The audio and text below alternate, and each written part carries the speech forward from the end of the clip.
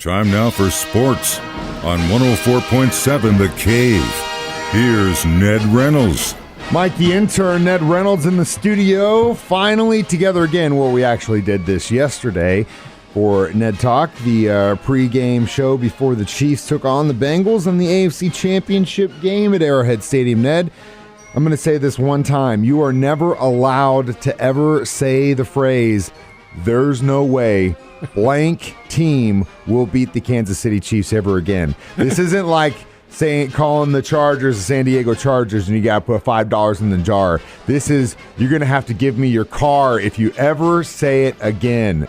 Please don't do it. Well, now, what did you think in the first half, though, when the Chiefs were up by 18 points? Felt good until about the last, 15, 20 seconds of that half, and then I started to feel like, I kind of feel like the last time we played the Cincinnati Bengals. And that's exactly what happened. It was a mirror image of the game about 3 weeks to a month ago in Cincinnati, in which the Chiefs had a 28-14 lead at halftime and let it get away. And the same thing happened here. The lead wasn't quite as big. It was 20-10. Could have been more, but the Chiefs, and this, in all honesty, Mike, is where I think the Chiefs may have lost a little bit of their mojo. Instead of taking the points, sure, 3 points, you never leave points on the field. And the Chiefs did. They left their points on the field, went for a touchdown, did not get it, and time ran out. So it's 20-10 instead of 24-10. That could have been a big difference. And I said 21-10. But the fact of the matter remains, the Chiefs did not play at all in the second half. Here's the stat that really blew my mind when I took a look at it. The Chiefs had 4 drives in the first half, 4 significant drives. It netted them 317 yards and 3 touchdowns on 4 drives. In the second half, they had 5 drives that netted them 34 yards and no touchdowns. What happened? I wish I was adept enough at looking at defenses to figure out what the Bengals did. Not sure they did anything. I'm not sure the Chiefs did anything. It was just a matter of the way the game morphed, and Kansas City did not make the significant adjustments that they had to. I'll tell you another disturbing trend here that I see, and this is going back into history, and I don't think it necessarily correlates, but St. Louis Rams won the Super Bowl 2020, went back to the 2021 Super Bowl, favored over the Patriots, lost it. The next year they got beaten the championship, the division championship, and never made it back again. And the Chiefs are following that same pattern.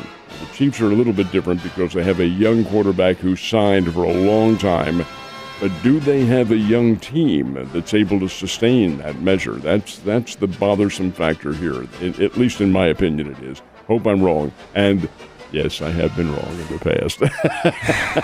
Well, you just don't ever say that phrase again. And yes, I am extremely superstitious. So they hurt themselves. They just couldn't get anything going. Drop passes. I mean, you can blame it on so many different things, but it's a game and it's played as a complete game. And honestly, in that first half, I have a feeling that Coach Reed probably wanted to go for 3. Patrick Mahomes said, "No, I can get it in there." It didn't happen. That shook him up. A pick. And then it was just bad mojo for the rest of the day. Yeah, and they couldn't really get anything going. That's just it. The play calling, it was there, but the receivers were not. And I think you saw that too when Hardman and Hill got into it on the sideline. They got to arguing back and forth because one was getting more passes than the other, and it wasn't gaining them significant yardage. Hey, all that plays into effect, but when your rhythm has been disturbed, and Kansas City's rhythm was, another factor that you have to take a look at, too, in history, and I really think this does make a difference. You look at Kansas City's wins this year, they had 14 of them, 14 wins. That's pretty good. How many of them were precipitous wins right there at the edge? Oh, they were close, yeah. The magic ran out. Yeah, and the thing that blows my mind, though, is you look at this game yesterday, and you look at the game the week before, and the Bills are a better team than the Bengals. Oh, yes. All day long. They're a better coach team, they're better both sides of the ball, all day. And we go out there and play those guys like it was Rocky IV, And then we come back out, and then it's just like, I don't know. It just blows your mind. D-Rob had some really bad miscues. There was just so many things that I was just like, you have no explanation for it, and it's frustrating because you want to see the dub, and you know it's there, and you just didn't grab it. And the Bengals wanted it more than the Chiefs did, bottom line. There is an explanation, too, when you look back at it, and that is that in the American Conference, especially the AFC, we're seeing an influx of very young and talented quarterbacks. What did Joe Burrow do yesterday? Took a page out of the Patrick Mahomes playbook, and he ran. He escaped out of the pocket. A couple times he escaped absolute sacks. He was about to go down. These young quarterbacks are very good at what they do. And Burrow running for a couple of key first downs. You saw it with Josh Allen last week with Buffalo Bills. Same thing. And that's a Mahomes tactic that has morphed over into the other young quarterbacks in the league. And there are some very good ones. We talked about that yesterday on our pregame show.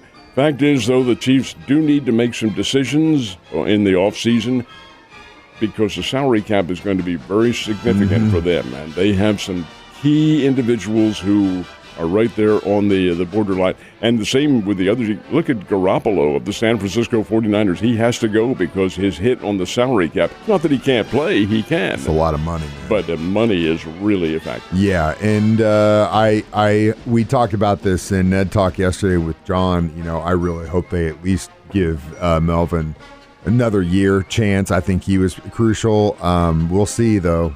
But how much of a hit is he on the salary cap? That's he was with the Pittsburgh Steelers. Yeah, and he might want to get paid over time. So we'll see. I mean, it sucks because we were sitting there watching that first half, and in my mind I'm like, oh, this will be so great. My son is old enough to look at the TV and know it's the Chiefs and say Chiefs, and it's a really cool thing to enjoy. And this season, even though I only got to go to a couple of games, normally I'm up there for every one, but when you have a little one, it's harder. This season was really cool in the sense that, you know, I got to share that with him. You know what I mean? And even though he doesn't really understand it, he knows I'm into it and he's excited about it from what I can tell. And that's special. And I really was looking forward to the possibility of doing that again in 2 weeks. And that's probably why I'm the most sad. But you know what? It's a game. And like I said yesterday, man, what I could ever ask for out of a team that I love so much as the Kansas City Chiefs is give me a season to root for. Brother, they've been to the AFC Championship game 4 years in a row. Nothing to hang your hat on. Let the haters talk their talk, but you know what? They hate us because they ain't us. And guess what? The best news is the draft is 87 days away. So we ain't too far from restarting this thing all over again, Ed. If the draft is in April, bring it on. I want April here now. I know, 87 days. He's counting. He's looking past the snow. So you know what I did after the Chiefs-Bengals game? I turned the TV to something else and did not watch football for the rest of the evening. And I feel a lot better because I didn't have to watch replays of that game. I know it's tough enough to have to come in here the next day and do it. But even though I didn't watch it, I was definitely following along. And you know what? Got to give it up to the 49ers. They did give the Rams a run for their money. But the Rams and Bengals, it looks like, is what we're going to have in a Super Bowl. Well, the 49ers had won 6 in a row from Los Angeles over the last couple of years, including all their games this year, obviously. And this one, I'll tell you, San Francisco looked pretty good. They were up by 10, only to see Matt Stafford earn what everyone thought he should when the Rams acquired him from the Detroit Lions and led his team back in the fourth period with 13 unanswered points, and that was big. And it's a 20-17 win for the Los Angeles Rams. A key touchdown to Cooper Kupp and a couple of field goals by Matt Gay, and here the Rams are in the Super Bowl. Interestingly enough, they're playing on their home field, but they will not be the home team. That's the way it works in the Super Bowl. It flip-flops each year. American champion is one, national champion the other. Well, last year, you might remember the Chiefs playing in Tampa were the home team. Now, what is this? Well, now the Rams, who are playing in SoFi Stadium, will not be the home team. The Cincinnati Bengals will be. And that is the matchup in the Super Bowl. How does it figure out? Well, the Rams right now are about a 3.5 to 4 point favorite. You know, the Bengals are really a team of magic, and I've got to be very impressed with them. They're a good football team.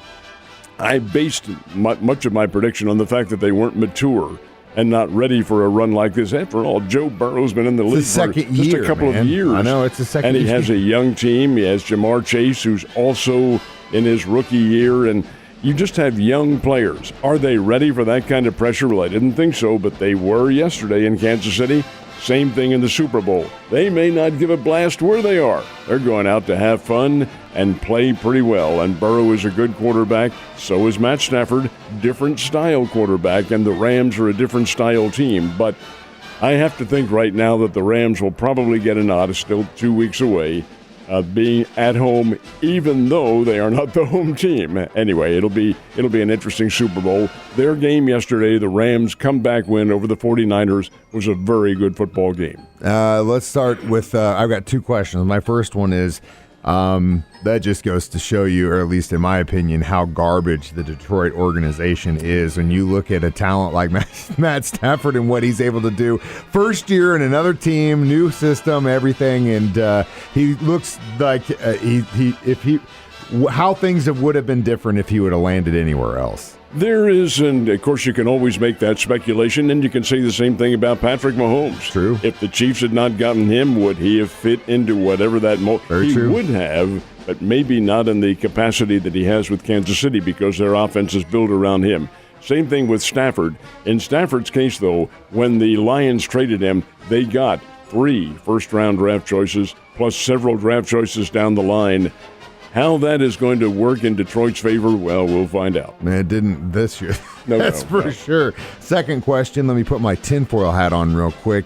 As soon as that game was finished on social media, at least a lot of the guys that I'm friends with, kept saying, it's real interesting how the hosting team has got a Super Bowl back-to-back years. Last year it was Tampa. This year it was L.A. Is the NFL becoming more and more like the WWE, Ned? I don't think so. I think it's just a quirk of fate that happened. In Tampa Bay's case, nobody expected them to be there. In the Rams' case, they did expect them to be there. I did. I thought they'd win the NFC title and play in the Super Bowl, but it just happens to work out that way. But if you look ahead, where is the Super Bowl next year? Arizona. Are the Arizona Cardinals ready to be there? If it's 3 in a row, this tinfoil hat's staying on my head, Ned. All right, let's talk about something else other than football. I'm glad that's over with. Let's talk college basketball. How'd that go last couple both days? of the Missouri State teams won. The Lady Bears held on in a nail-biter with Indiana State, beat them 62-58. The Bears played Evansville, and Evansville is not a very good basketball team, but the Bears were kind of like the Kansas City Chiefs. They slogged through for a while, found themselves behind in the second half, and then somebody, and I think probably Dana Ford, woke them up. They decided to play some basketball and put the game on ice and won it 72-58. So the Bears get a couple of victories, both the ladies and the men. Both of the Drury teams won, beating Missouri S&T on Saturday in the Overflow the O game, and the Panthers, the men's team, plays tonight. This is a makeup game. They're going up to Bolivar. It's a game that was COVIDed, if you can make a verb out of that, which you can't, but I did. Anyway, COVIDed out, and they're going to make it up tonight in Bolivar. The Drury team is back to, at least relative speaking, full strength. So they'll play, and we should have a pretty good week of basketball coming up. And that's really all we've got because who cares about the Pro Bowl and the championship games down for 2 weeks, and we got the contract talk still going on. That's interesting you mentioned that. Does anybody watch the Pro Bowl? I'm not going to. Who cares? I don't. I mean, I want to see these guys to remind myself that my team's not in the Super Bowl. Yeah, no, I don't think so. I'll just be looking towards the future. And like I said, 87 days until the draft, my man. So we'll see what happens there. Who are the big individual winners this weekend? Well, you have to give a nod to Rafael Nadal and Ashley Barty. They were both the champions at the Australian Open tennis tournament, and Nadal was in a 3-way tie with Federer and Djokovic at 20 Grand Slam wins. Rafael Nadal wins. He is now the record holder for men with major victories. 21 Grand Slam titles for Rafael Nadal. Ashley Barty was the People's Choice in Australia. She is Australian. She was the first Australian to win in their national tournament since 1987, I believe it was. And that's really big. It's a tournament that, as everyone knows, did not include Novak Djokovic this year. Djokovic was expelled from the country because he had not been vaccinated. See what happens with the French Open, which is the next major, and that comes up during the Memorial Day weekend. And a nod to Luke List. He is not a big name on the PGA Tour, but he's a very accomplished player. And List won the Farmers Insurance Open out at La Jolla, California, Torrey Pines, and he did it in overtime. Very nice win for Luke List. They are the big individual winners. Should be a big weekend forthcoming next weekend. That's the non-Super Bowl weekend, but it's also here in town. The Bears' first pitch, which is the annual celebration to start the baseball season for Missouri State. Bring on baseball, please. And then we have the Missouri Sports Hall of Fame banquet and ceremonies next Sunday night. Wouldn't it figure that the week they're saying we're going to get inches of snow, we're talking about first pitches too. Only in the Ozarks, my man. Ned, we're going to go get you some salt for the driveway. And until then, I'll see you tomorrow, man.